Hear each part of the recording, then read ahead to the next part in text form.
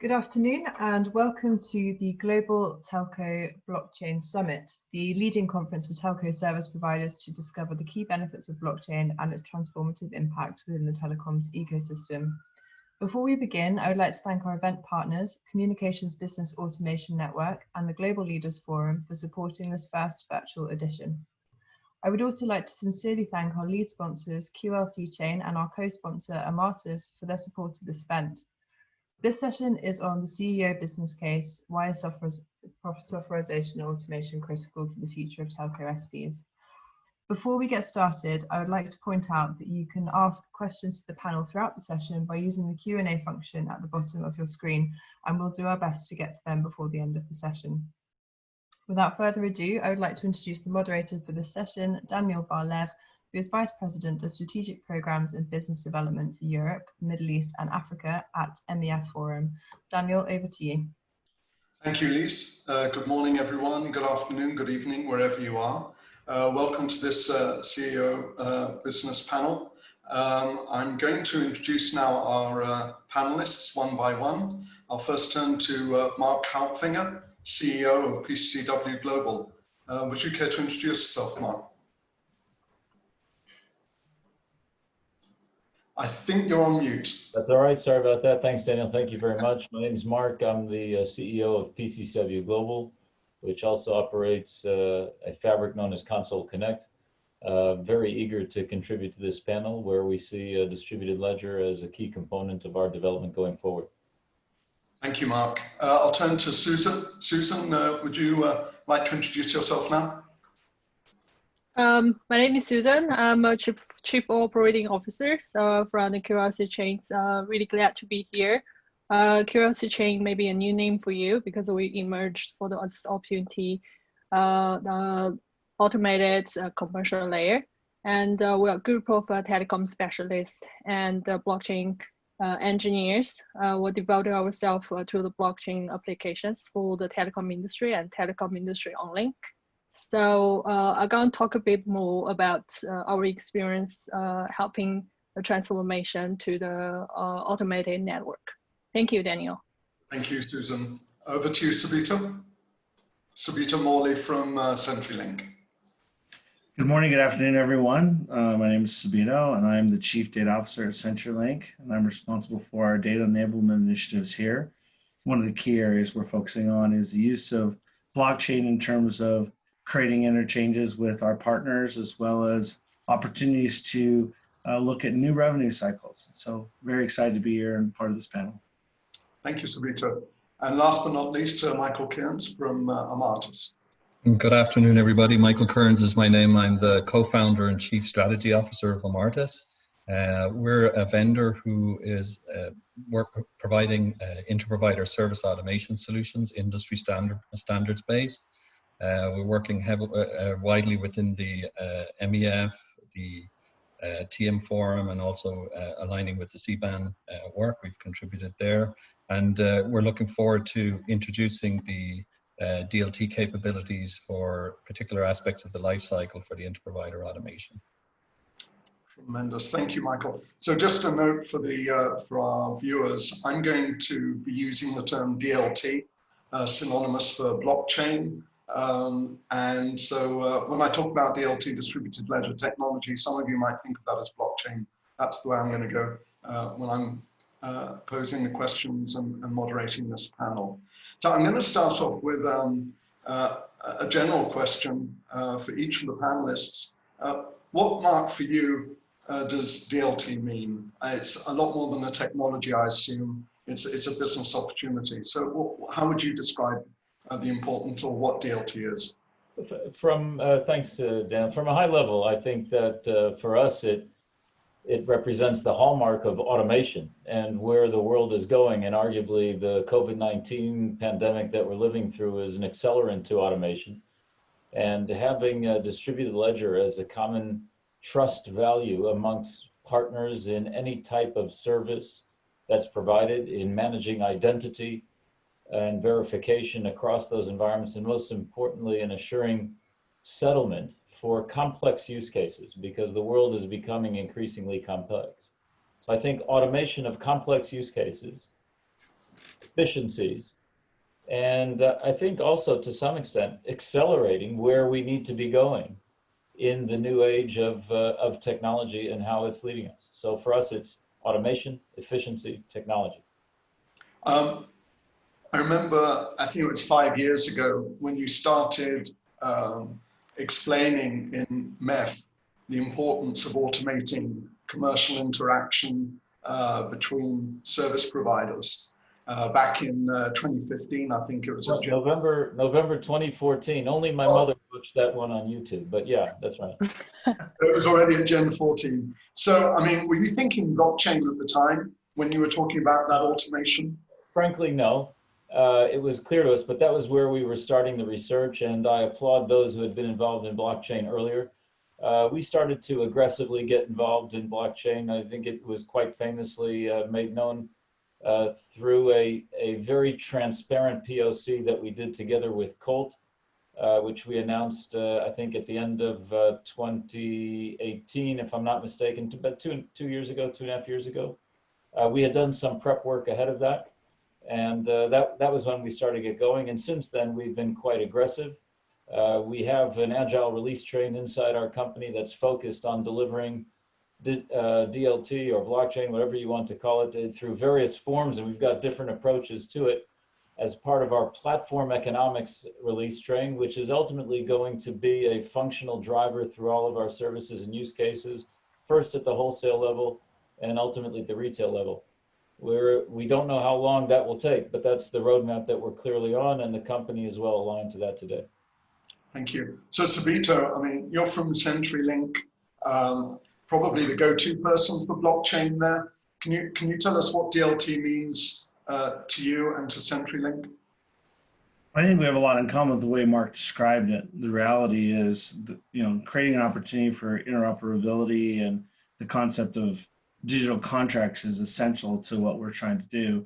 The more you eliminate the handoffs between carriers and partners and create a relationship, a trust relationship, not only between that partner ecosystem, but also with your customers, you enable access and, quite frankly, interactions that are very difficult to do in real time or at scale. And so the opportunity to automate as well as authenticate in the same string of operations really empowers us to do things that we know we want to do, but the reality has become very hard in the cumbersome nature of what was the traditional interchange of data. And so, by freeing the data, by making it more secure, we actually make it more freely available, and we allow ourselves to engage in new and innovative relationships with our partners. So for us, by taking out the aspect of lack of security in the past or the concerns around things like PII or specific information related to operations, we can now focus on the customer and on the relationships that support the customer. You mentioned digital contracts. Is that separate from smart contracts, synonymous? I would call them synonymous. It's we all understand the value of understanding terms and relationships created through those contracts, and the opportunities that or the challenges that come up when a human has to interpret those things in order to understand the validity or the implementation of it. So, I mean, two very important viewpoints of major service providers as to how they see DLT. We're talking about trust and automation, security. It would be interesting to hear the perspective of the technology providers on the panel. So, Susan, what's DLT to you? Obviously, it's the mainstay of your business based on the name of your company. But can you tell us how you see DLT? Well, I think as a startup, and we think the DLT offers enormous opportunity to transform industry from the way it used to be to the way it should be. In terms of, I think the main drive or customer experience, we have same thing happens in e-commerce and social applications and bankings. And the telecom industry is one that's gonna utilize DLT to unlock a lot of possibilities. I think the key use cases we mentioned here, automations, business process, are just some of them. And we saw so many possibilities that not enabled before, but now with the DLT, and it just just interesting, get people excited, and solve the problem and drive the new growth of the industry. So are you involved in other industries apart from telecom? Is telecom a central part of your market? We focus on telecom due to the team's backgrounds. We've been formed by former telecommunication engineers and the blockchain specialists. So the telecom industry is the one that we all focus on right now, and we want to concentrate it in this industry as our specialties. And I think the opportunity is enormous, but in this industry alone, and we're talking about multi-billion levels of the market cap could be transactions could be processed by blockchain in the future, maybe in next 5 or 10 years. So that's what we do. That's what we specialize. Thank you. So Michael, Amartus is a lot more than DLT, but apparently it's an important part of what you're doing today. Can you tell me what DLT means to you and to Amartus? Okay, that's right. Yeah, I mean, we're looking at the overall life cycle for the interprovider and automating across the life cycle. So we think that there is already work underway, and there are already adoption is underway by the providers for the on-demand sort of negotiation of those services. So looking at the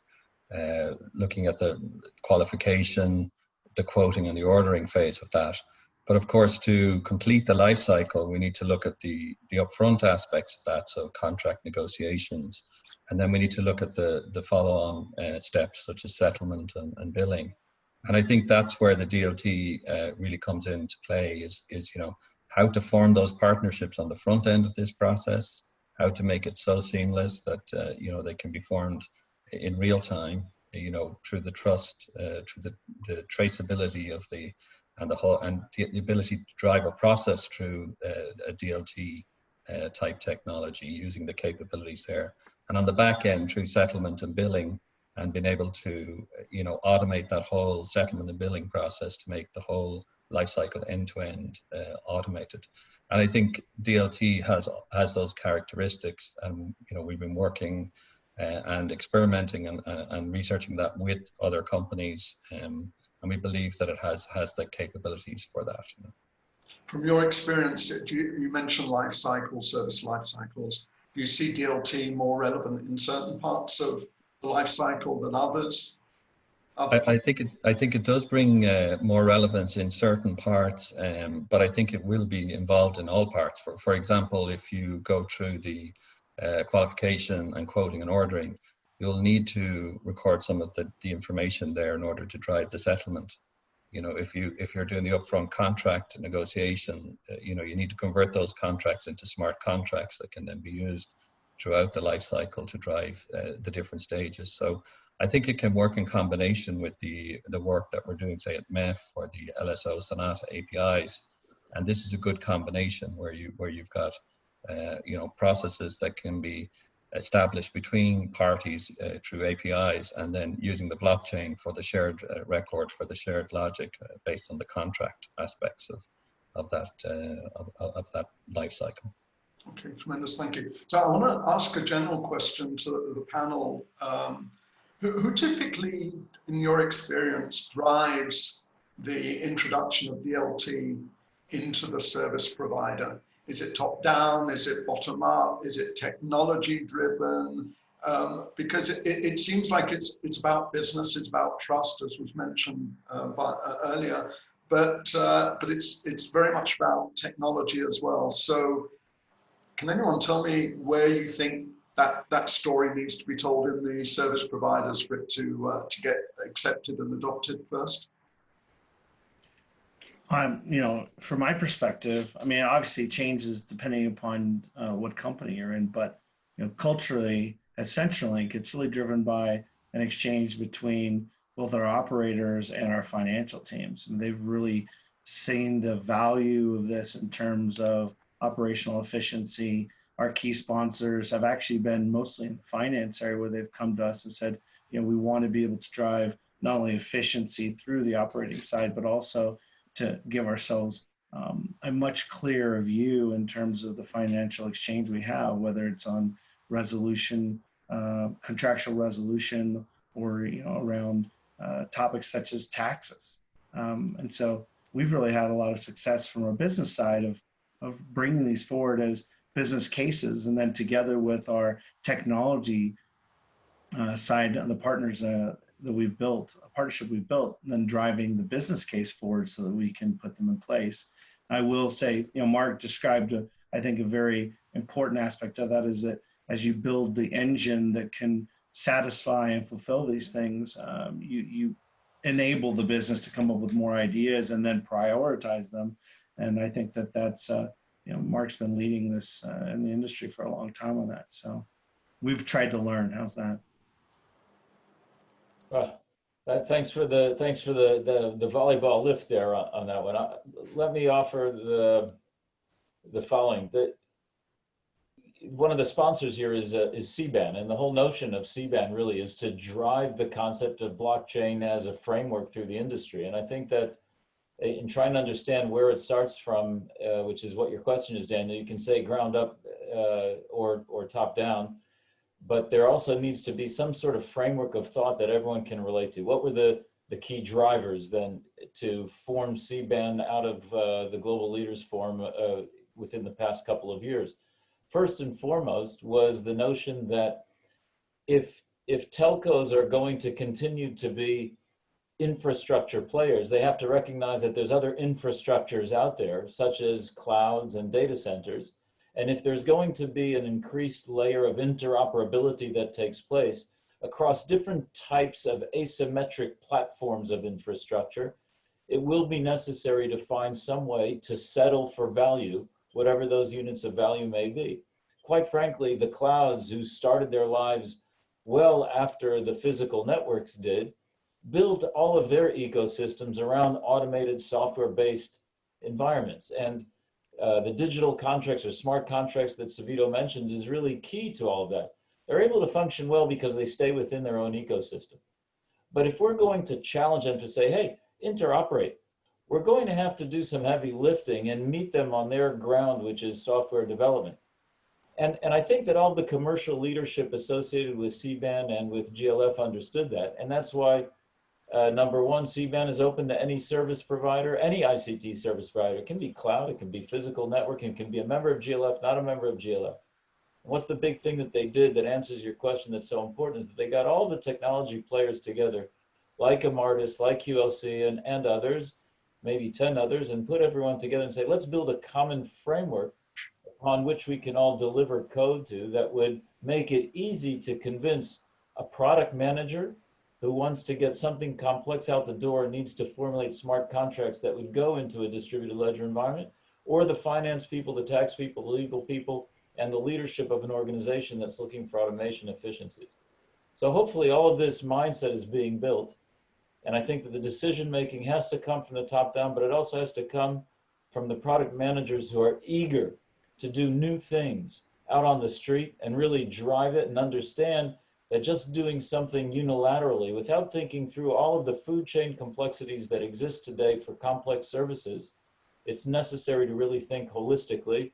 And I think that Digital Ledger is giving them that opportunity to do that. Sorry for the long-winded answer, but I think you have to look at it very, very holistically in order to say, where's the decision maker? It can't just be from one area or another, it's gotta be from all over. Yes, thank you. Any thoughts from the other panelists on that question? Well, I totally agree with Mark and Sibito's. I think this is this is very this is a way that's how people meet each other, exchange ideas, and not strictly from top down or bottom up. And we're lucky to have an organization like CBAN or MEF, and people just very open and talk about solutions and share their ideas.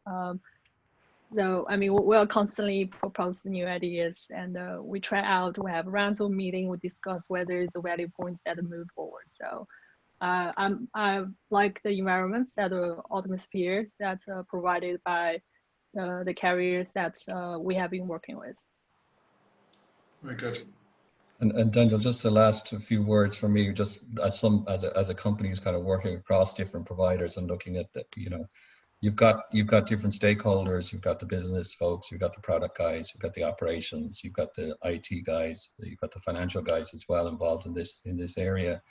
I think that a lot of transformation is still driven by individual projects within those organizations. So they look at launching a new service, or expanding a service, and maybe it's even going to providing on-demand service from what they had typically as more static. I think that we need to get the DLT in as a kind of a core component, something similar to what you would have for omni-channel type.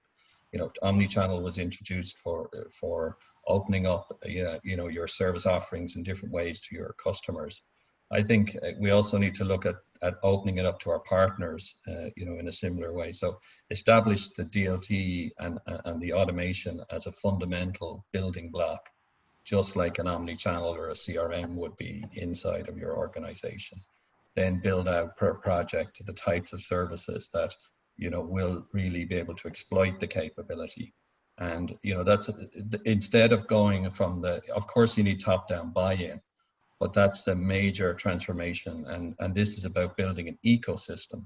So you got to be inclusive, and to be inclusive, you need to, it'll only work if we get lots of people into the ecosystem. And to be inclusive, we need something that's pre-packaged or available, ready for them to deploy, something they can consume in a very easy way. So I think this is another type of strategy that we can take with the DLT and blockchain. And ultimately, we all want the automated supply chain in this area. So Sibito brought up a very interesting point about the financial groups and the operators sort of finding a strong value internally, it sounds like, within the organization. And Mark highlighted the importance of the initiatives like CBAN that are about federating, interconnecting different entities and using DLT in that context. Do you have a feeling as to whether DLT is going to really take off for internal needs within a large, complex organization, or whether it's going to take off first in that external interface with other entities, which today are hampered very much by a sort of a manual-based trust model that DLT can free the animal, so to speak? I can go first. In what I'm seeing, and I can only speak for what we're seeing in my space, it's been largely enabled by an understanding that we need to have better exchange between our partners in the ecosystem. Internally, we have the trust. So the reality is data flows much more freely inside of the four walls of a CenturyLink. As Mark described, the cloud service providers, enabled their business by building infrastructure as a service and freeing up their consumption of what their services are through code and through very automated exchanges. They have more and more dependency or interest in conserving services like CenturyLinks. And as we create these new opportunities, we need to create a faster path to both consumption as well as the financial aspects of billing and reconciliation.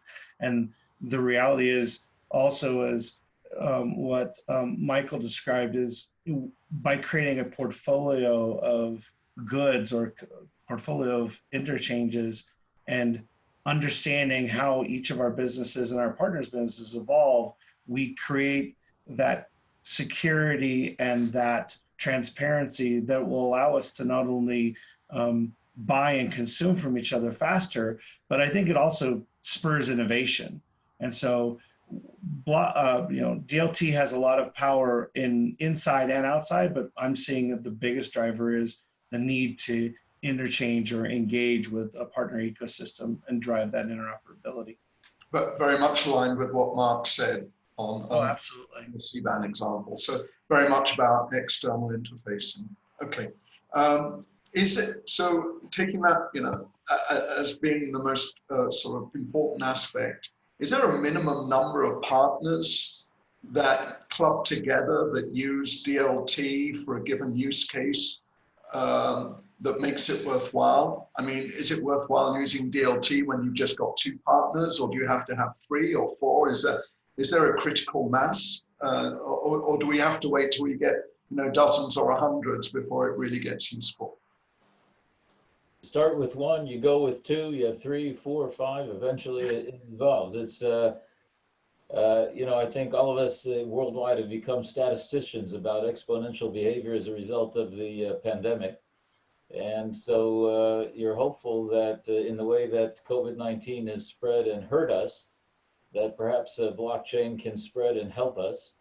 But I think you have to start with those who are the early adopters, as you would in any environment, and to challenge internal teams who perhaps simply because they're used to it, have focused on manual behavior and say, no, time to go on an automated basis, find partner 1 who will be willing to do that, and make sure that you have a strong team ready to back them up in order to build that capability, and then grow that through the service environment, through the use cases, and through the multi-layers of relationships. And then you will discover that the product managers and the people involved will be willing to challenge themselves with greater complexity that can be served by the platform of transparent digital ledger-based settlement combined with smart contracting.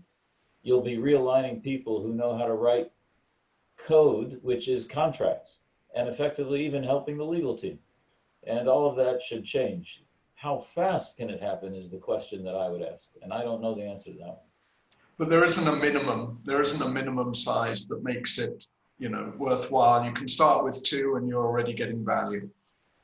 From my point of view, yes. Obviously, if you're going to be running a manual world and an automated world simultaneously, that's going to be costing you extra funding. And so you obviously want to create that transition as quickly as possible. But I don't believe it's all or nothing. That's not the way to bring about change in today's very complicated and interoperable world.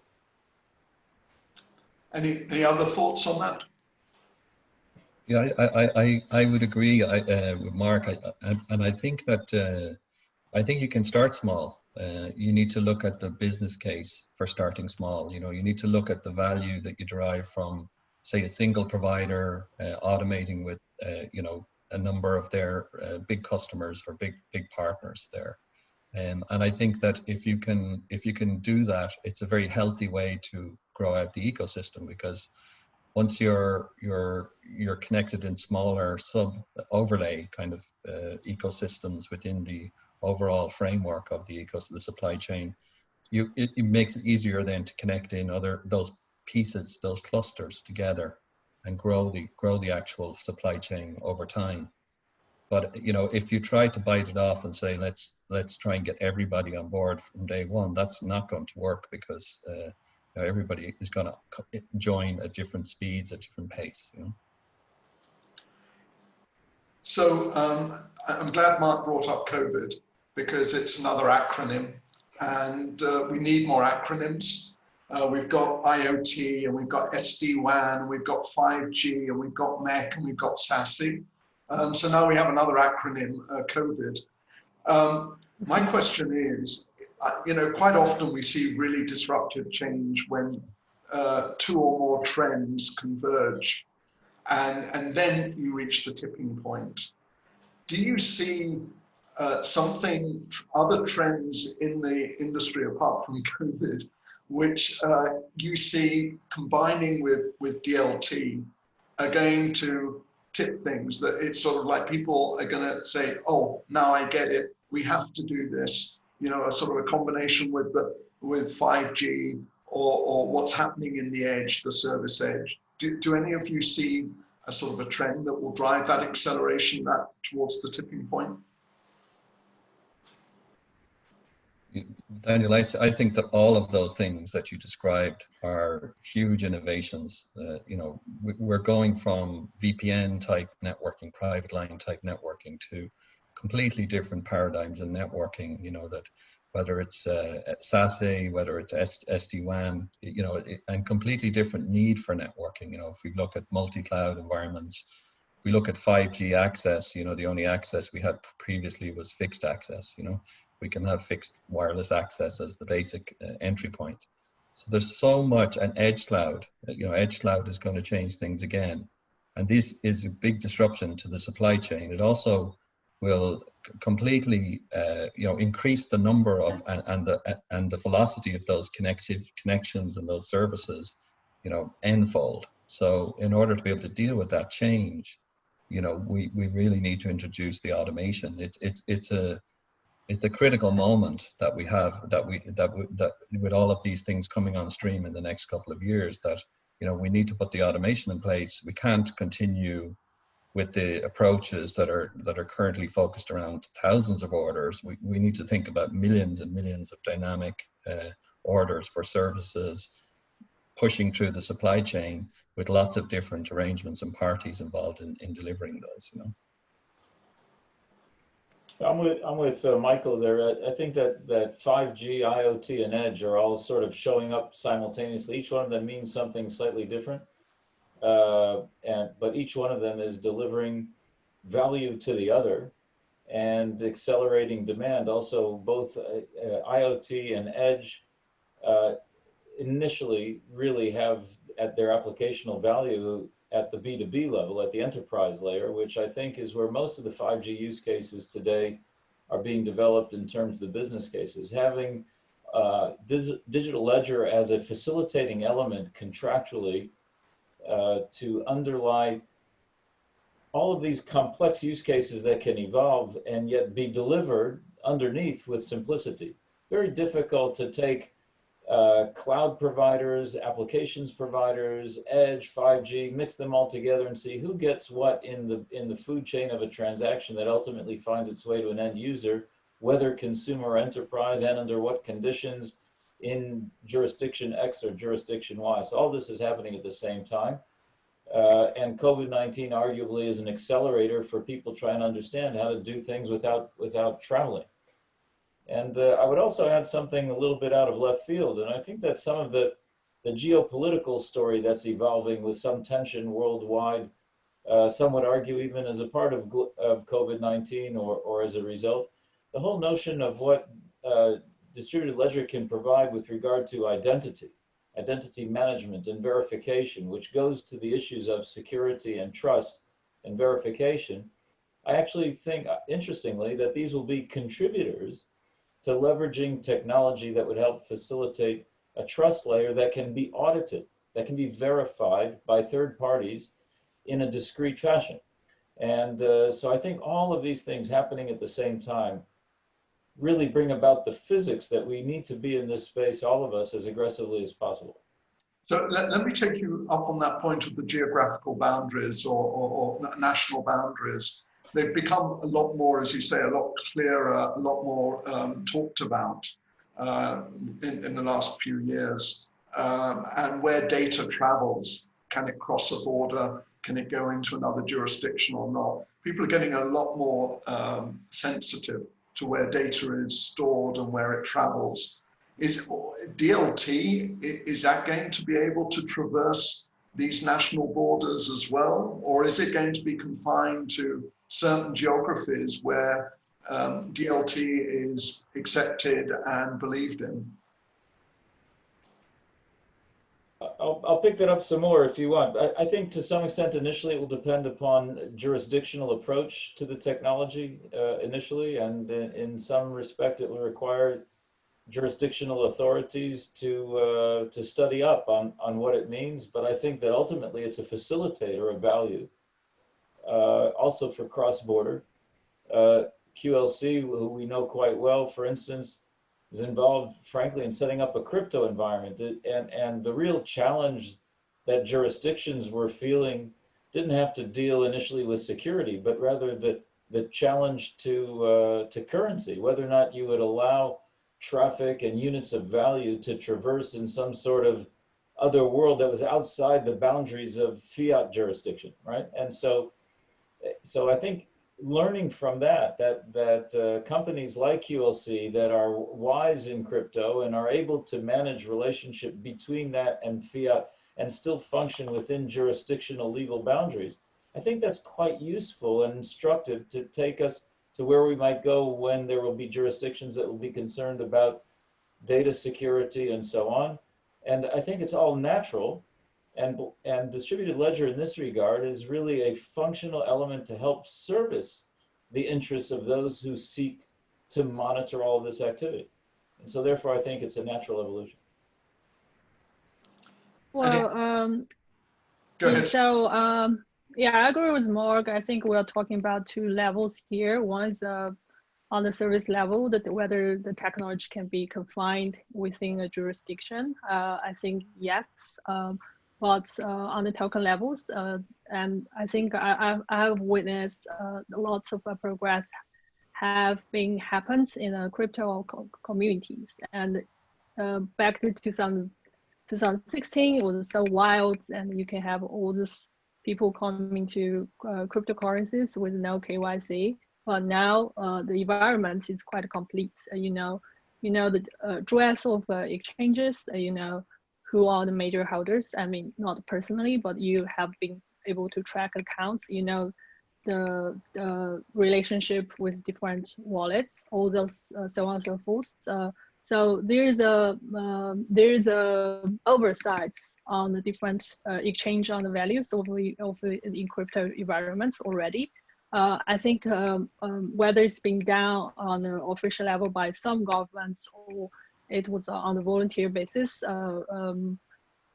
required by the global regulatories, but there was so much progress that has been done there, and we are able to make sure the safety of the transfer not be falling into the hands of violence. So, but on the service levels, we can, I mean, this is a highly flexible. We can define the value of the transaction tokens and could be confined within the countries or within jurisdictions or cross borders as the operator desired. Okay. I think there's an important point here too I wanted to raise, and that is that as we drive interoperability and workload portability in terms of the consumption of whether it's compute, network, or delivery of applications, and especially as we see one of the effects of COVID is not only do people go home, but people are actually moving work. If they're going to work from somewhere, they're going to work from somewhere they want to. And that's really driving a pattern of behavior where edge cloud and edge compute becomes really essential, because now you can push workloads closer to where people are. But that model also requires a higher level of not only interoperability between what was a cloud or your private cloud, but this edge cloud. But then the transparency you have to create in terms of the data that's being supported and provided in those environments, and how does that comply with jurisdictional requirements. Mark raised a very critical point, that is, it gives us the auditability and traceability that governments are craving. And we say that it's for consumer protection, but the reality it's governments that are driving the majority of this type of legislation and regulation. And this satisfies it, not a little bit, but a lot. And so by creating that information exchange and identity, consistent identity throughout that ecosystem, we're also driving both the benefits at a government level, but then also at the consumer level. And all of us benefit operationally because we're delivering those services in a much more efficient and repeatable manner. Much like Michael said, we want to think about millions of transactions, not thousands. Is there something that we can learn from the fintech or the financial industry? They, I think, were the first to really experiment and try using DLT on certainly on a global scale. Is there something that telecoms can learn from their experiences? I think one of the most important things is the whole concept of fail fast and be willing to try new things. I mean, Michael pointed out that pick a thing to do and then grow from there. You ask the question, do you need a mass, inertia by volume in order to justify these use cases? Our experience is you do not. Pick a partner, pick a situation, implement the technology. The biggest challenge about then adding more partners is you've really got to make sure you're following standards. One of the biggest challenges to DLT, in my opinion, is, we are all trying to move towards standards, but there's still work to be done. And so some of the organizations have been mentioned here in our alphabet soup is, their mission is to help us realize standardization will only help us all quit resisting standardization. If we can lock in on a standard approach, it is easier for other parts of the ecosystem to join us. And so I think FinTech taught us, find a real problem that has a financial impact, solve it, show that value to other partners, they will come, right? And then make sure you do it in a way that is standard, both at the technical level, but then also on the delivery level, so that you can rinse and repeat as necessary. That's my view of what I've seen from the FinTech examples. Well, one of the advantages of standardization is reducing fragmentation in terminology. Do you see a problem with a lot of different ways of using terminology in DLT that's hampering the adoption of DLT for telecoms? Yeah, in our limited example where we've picked specific partners, 90% of our time was getting agreement on the terminology. I mean, literally. And it's always amazing when you say, do we have a problem? Yes. Do we agree on the problem? Yes. Do we agree on the solution? Yes, except. And then you go through all the exceptions, like, let's just pick one. I don't know why we care so much. The reality is, I think that consumes way too much time. And if we're going to take this and apply it in many areas, if you just take that little example, if we replicate that 1,000 times, we've just created this massive barrier to value. And I think we have to really consider it that way. What is the barrier to value that we create when we don't embrace standards? So there's a lot of work to be done on educating within organizations so that, at least within the organization, you're talking about the same thing. So in MEF, we work very hard on standardizing, standardizing terminology, reducing that fragmentation so companies can do business much more effectively. But at the end of the day, you have to educate within your organizations. You have to, in a way, educate your partners as well. It's not just enough to have the lexicon. Everyone has to use it. How do you address that in CenturyLink? I presume you have to educate the legal department and the financial departments and the networking groups. How does that work?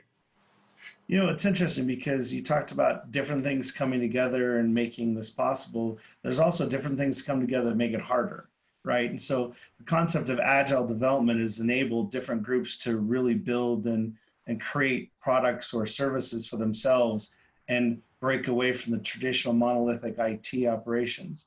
Problem is that also gives them the freedom to go and get their own partner or their own group and build solutions on their own. And so what we've been trying to do at CenturyLink is create standardization, like you said, educate, and then make sure that as we think about new and innovative ideas, don't get in the way of stopping them from moving fast, but make sure that they have a standard toolkit, a standard approach that it creates that interoperability inside, but then also outside. You also brought up another thing, which I think is really critical. And as a recovering attorney, I often find that you have to bring lawyers into the current century from a technology perspective, because they are focused on risk, right? Their job is to prevent catastrophic risk. And so a lot of times, if you can enable them to understand both the benefits of a technology like DLT and understand how that makes their job easier and provides better risk management inside an organization, they become a driver for change when usually they're the ones that, pull you down or anchor you a little bit because they're more reticent to join in. So between standardization, communication, and education, and then really helping each of the stakeholders understand that they get value from the same technology approach, we do find that you'll create an opportunity for that fail fast mentality around agile development to take advantage, but without creating the risk that traditionally comes with that approach. How do lawyers and the legal departments react to the term digital contract? They usually ask you where the file folder is for that digital contract.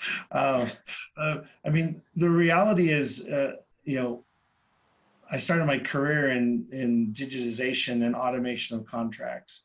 And some of the problems we had in, you know, 1999, 2000 are still today. And that is, we think about a contract in terms of four corners. We don't think about contracts in terms of digital terms or specific standardized terms. And that four corners actually represents your combination of your agreed upon terms just in a specific order and standardization.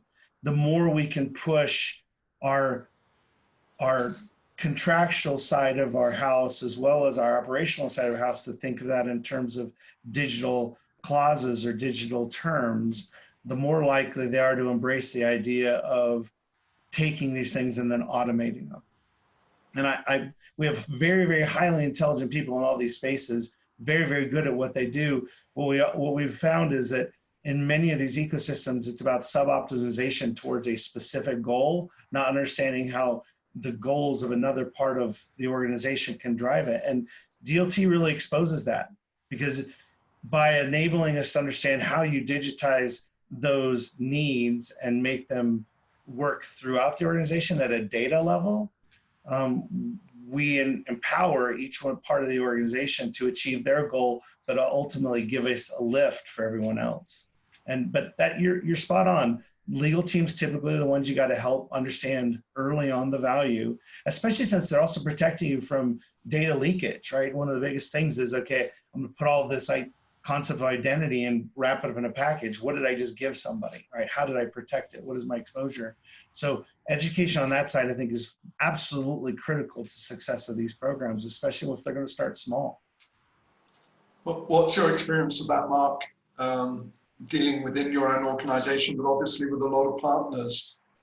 Yeah, well, we've done a few things. Number one is we're inviting partners to be part of our holistic scaled agile framework. We've adopted SAFE in the organization for the last 2.5 years. And we've also made sure that with the various release trains that we have going, that once every 6 months, we're putting the teams together in order to try and do exactly what Sibito is referencing, is to align the holistic direction so that while one release train might be going one way or another, that we're clear on what the dependencies are and how those flow. And I said at the very beginning that our platform release train really, which focuses here on smart contracts, what Sibito calls digital contracts, as the primary component of settlement amongst partners that then feeds on to many of the other release trains. You can have a technical platform, you can even have a social platform, but you also need to have an economic platform that will feed, and you need to make sure that economic platform is there. And I was just going to relate to the issue about the lawyers. Just want to highlight one critical element about smart contracting within distributed ledger, is that it provides, if the coding is done right, it provides for structured and automated dispute management. When lawyers are looking for risk, they're looking for what happens in a dispute. But if you're highlighting to the attorney that a well done smart contracting environment will help manage dispute within frameworks, and that there can be an introduction of manual intervention if necessary under condition X or Y, they'll be more willing to accept that concept, because they recognize then that whatever they're writing here will then be coded. They'll look to find some way to verify that, and we always will have to work on internal ways to do that. But the notion of dispute management being resolved on an automated basis within the parameters that the lawyers help define should bring them on board. And Daniel, I think two very important things that have to happen is that we need to follow up with Mark's and Sibito's comments, is that we need to abstract this capability away so that it can be simply understood by the different groups within the telco and the operator. And I think that the common things that are emerging there is, the shared record, the shared logic, that represents the contract. And if we abstract it away, then we avoid going down into the weeds of what's going on. Like when we think about encryption, we don't You know, we know there's best in breed encryption there today, but we don't question, you know, that there's the people who are using it, the users of encryption, they don't question the encryption itself. A lot of people, the majority of people are just using the encryption. I think this is the way we need to think about the DLT, the smart contract capabilities, you know, the shared record. You know, get it to that level where people just trust it. It does a job. It supports a function, and it's going to be part of the automated life cycle going forward. You know. So, Susan, and we talked. Mark just mentioned dispute management, but there's also the topic of reputation, right? Where DLT can really help change the landscape in terms of reputation and highlighting the good players and perhaps highlighting the less good players. What's your thought? Do you see that as a big opportunity, reputation? I think it's a very big opportunity in terms of driving the customer experience. You know, I think the big part of the reputation is the QoS, but at this moment, we don't really have, you know, trusted QoS in many services, even though that we provide something, but whether it's really trustful data, that's in question. So DLT is able to offer the QoS in the way of the reputation management, no matter it's to the customers or within the partners. That gives the opportunity for further scale up our services to different market segmentations. So for example, taking the A2P SMS, we can just targeting the bank authentication services because they need right time delivery, really high quality of the services. We can target them for the higher pricing.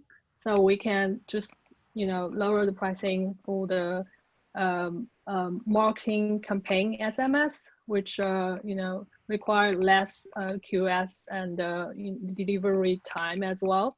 So those things are elements I think could be enabled by the DLT, but play a very important role in terms of the revenue generation for new business cases. Sibito, is reputation management a topic on your side of things? The answer is yes. I mean, I think it has to be.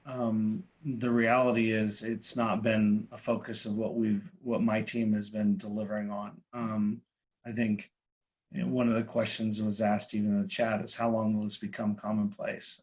The reality is we're still exploring how to implement it in a very scalable manner and focus on areas of immediate value. And I don't think that reputation can be excluded from any use case that you go after. But I do think that some of our longer, bigger cases that we're exploring and thinking about in terms of the broader ecosystem drive that more than others. One of the questions that's been asked by an attendee is, contracts can be quite complex. Can you walk through how smart contracts are implemented?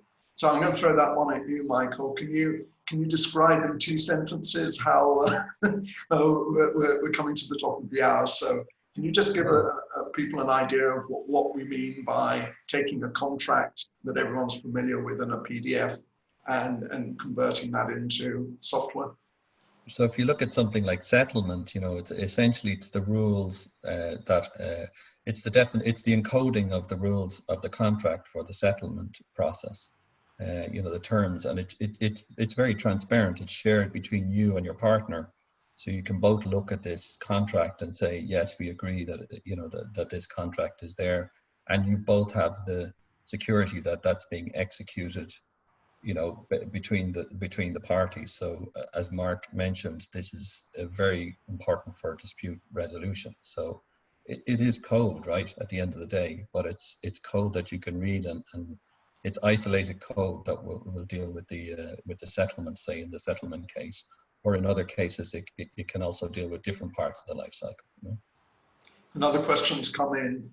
don't you think that telecoms are late to the party? That's essentially what they're asking. I don't think so. What do you as panelists think? Are you late to the game yet again? The telecoms are being blamed for being late to the party. Well, I think that enterprise blockchains, are still something that is being adopted by all the industries. I think if you compare it to the financial guys who are working on a different level of type of blockchain, I think you could maybe say you're late to the party, but not in the in terms of adopting enterprise. I don't think so. I would say also that despite the fact that some have castigated network carriers to be dumb pipes, actually we're in the mix, and especially because of what's happening with Edge, 5G, IoT, and so on, we're getting back in the mix of all these different complex infrastructures. Cloud is an infrastructure, network is an infrastructure, data centers infrastructure, towers infrastructure, etc. And the applications are massive. All millions of applications are out there. And then the use cases of different applications layered over multiple infrastructures, they're infinitely more complex. And if I go back to the previous question that said, well, contracts are complex, how do you implement smart contracts? That's actually the story of being late to the game or not is exactly there. Because of all this complexity, we've had to sit down now and figure it out and meet all of this head on. And I think that the work that other enterprise chains have done in shipping, for example, a little bit in pharmaceuticals, some in fintech at the retail side, but no, very little in fintech at the wholesale side, the settlement environment between interbank settlement and so on. And what we're talking about here, what CBAN is driving, for instance, and what MEF is facilitating through the commercial attributes discussion and so on, all that is talking about how to get the wholesale interoperability amongst different ecosystems in the grander ICT environment to talk with one another around a common infrastructure of settlement and contracting. That's very exciting, but very complex, and will take some time for it to get deployed because everyone has to shift their mindset. The clouds have to shift to accept interoperability. The telcos have to shift to automation and understand all the meaning associated with it. And everybody else has to figure that the best way to deliver to an end user what they want without friction or frictionless, as many of the blockchain guys say, is through code-based interoperability the way we're describing here. So I think we're not late. Arguably, we're a little bit ahead of the curve, and hopefully we will have learned from those who have already done certain things and may not have succeeded as grandly as we would need to over time. So a couple of the last questions that have been asked really, how long before panel thinks that blockchain is commonplace, and how can we get more telcos buying into this? I'd like to use the last 3 minutes of our time to basically each of you have a call to action for our viewers and for those that watch this afterwards. So I'll go first. My call to action is, and I'll take this upon myself as being a facilitator of standardization in the MEF forum, the call to action is to work together to standardize identify the key aspects of DLT that need to be standardized and to make them happen for the telecom industry. So my call to action is for the service providers to get involved in that work, identify which are the key areas, whether it's smart contracts, turning legal into smart contracts, or whether it's architectures or whatever. We'll take that on ourselves to make this industry go faster. So that's my call to action. Anybody want to volunteer? I'll go and say and just continue what I've tried to be doing all along, which is to evangelize the automation of interoperability of complex use cases in the ICT industry. And I think we have to be doing that upstream, downstream, and across, wherever we can find those who are willing to listen and to really push for that type of activity. We need to also explain that automation doesn't mean to automate your task. It means to think out of the box about how to reshape everything that's done in the most efficient manner possible. Thank you, Mark. Sibito, call to action? Yeah, I think my call to action is probably a mix of both of yours, right? And one is to continue to evangelize both internally and externally the power and importance of technologies like DLT, both in terms of how we build better ecosystem, but also, quite frankly, to improve the way we think about the businesses maybe we're not doing, right? To drive innovation. I think it becomes a launching point. And as it relates to that, probably abstract, or as Michael talked about, make it clear to business stakeholders the value that they can get by adopting these technologies at the earliest part of what they're doing, not the late. So, thank you. Susan, quick call to action from you. Well, I think the party just get started. There's gonna be enormous opportunities, especially for service providers and also for the vendor as well. It's not just for business automation. It can unlock a lot of new business cases. So I think we just have to talk through ideas and connect with the right people and keep it open to in terms of communication. So use more DLT. Michael, what's your call to action to wrap up here? I think very specifically to make it more consumable within the business goals of the ICT provider. So, to look at those ways in which they can consume the technology, introduce it into their environments easily, make it something that becomes a standard part of their IT environment that is expanding their capabilities, enables them to expand their network reach. Tremendous. Well, I'd like to thank our panelists, Susan, Michael, Sibito, and Mark. Tremendous discussion. Thank you very much indeed. And I'll hand back to you now, Liz. Thank you so much. Thank you, Dan. Thank you. Thank you, guys. Thank you, everyone, for giving us your points of view on what the benefits of using blockchain are within telcos. Thanks once again to QRC Chain and Amartus for their support of this event, and thank you to you very much for joining us today. The next session will be live from 3:30 BST today, so in just about half an hour, where we'll hear more from QRC Chain and Amartus in the technology showcase, where you can learn more about what blockchain can really do for your business. Many thanks for joining this virtual event, and we hope to see you soon. Thank you. Thank you. Bye-bye now. Thank you. Bye.